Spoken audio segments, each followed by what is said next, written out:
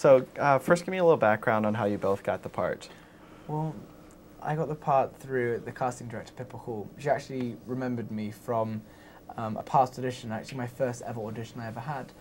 And she asked for me, and I went up, and then I went up again. And the second time I actually went up, I met Andrew, and that was really the first audition, I suppose. And Anna was there. And through this 18-month auditioning process, Anna and I were sort of stuck together. There was some bond formed from the start. There was, you know, some dynamics already as a family that I think Andrew noticed. Yeah, I mean, it was a very long casting process, 18 months from start to finish. And at first, you kind of try not to be too emotionally involved and try not to be nervous about it. And I think by the last couple of weeks, we were a nervous wreck. I mean, we both so wanted the parts, and we were just ecstatic. We were falling apart. You know, and it actually came down to a point where I was like, you know, my schoolwork or the film project, and cause I couldn't focus my attention on both, unlike Anna. And I finally just chose, you know, the film, and fortunately it worked out. Otherwise, the consequences could have been devastating, but they were, of course, uplifting. So Andrew was such a big fan of the books and had such a vision in his head of what he wanted. Was he really, really strict on how he wanted your characters to be, or did he give you some freedom with the characters? Andrew was great. I mean, I think one of the lovely things about C.S. Lewis's writing is that he writes with this kind of vague tone, which doesn't patronise you. It leaves things to the imagination. Susan, I think, is probably the least developed in the book of the four characters. And we took C.S. Lewis's vague tone and really built on the Susan that was in the book.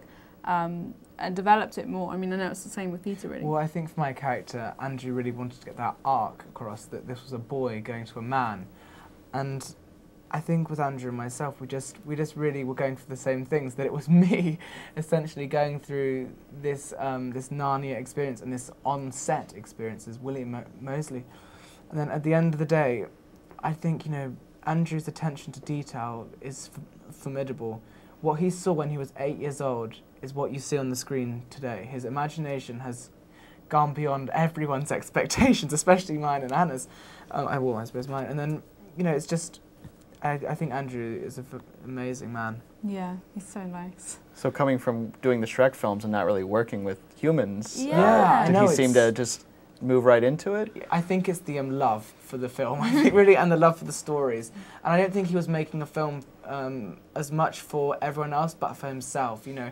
And I think he was doing, I think he felt the responsibility of how much he loved the stories and how he wanted a decent, you know, a very good interpretation of the film. So you both have some pretty key scenes with Aslan. Yeah. How tricky is that to, you know, a character that's there, and then what was it like to see that all finished? Yeah, I mean, it was a new challenge, acting to things that weren't there for me, and it started out as being very weird, but we got used to it quite quickly.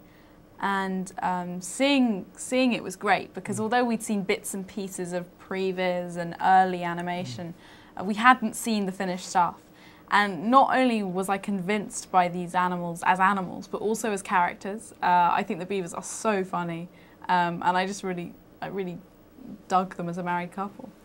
Aslan's actually my favourite character, and to finally see him finished and walking and talking was absolutely amazing, and it gave me chills to see, because it's almost as though you can't tell the difference from a real line to a fake line. I remember one day on set when the head of visual effects came up to me and he showed me this monitor, and he said, "Hey William, have a look at this." You know, I forgot this is the head of visual effects. You know, and he says, I said it was a picture of a lion walking down the street with two girls, and I said, "Wow, how do you get that lion to do that?" He's like, "That's not a real lion, that's visual effects," and he was so pleased with himself. And the funny thing was, it was actually he said it was only halfway there. So to see the real lion and to see it finally finished was amazing.